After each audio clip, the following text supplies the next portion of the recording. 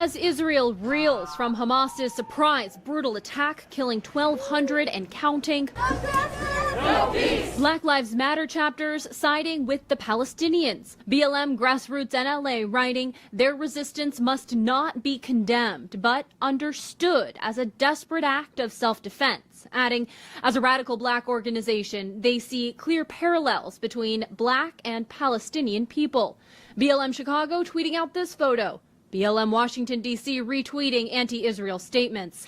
Day after day, the MIT administration has failed to enforce its own rules on anti-Semitic actors, such as the interfaith chaplain intimidating Jewish students, DEI staff publicly declaring that Israel has no right to exist, faculty dismissing student concerns for their safety by telling them that if they are scared, they should just go back to Israel.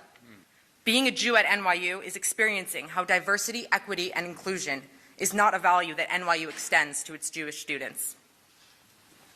Since October 7th, the unmistakable anti-Semitism that I've experienced on campus is reminiscent of the Jew hatred I've heard about from my grandparents, Holocaust survivors, who experienced firsthand the deafening silence of their neighbors in Poland and Germany when the Nazis first rose to power.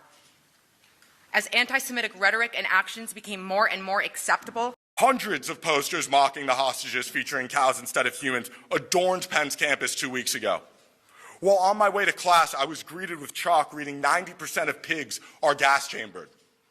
As a student, despite what my university says, I do not feel safe. Let me be clear, I do not feel safe. Luckily, there are policies in place to protect students from the heinous acts I described. Unluckily, the university seems to have no interest in upholding those very policies.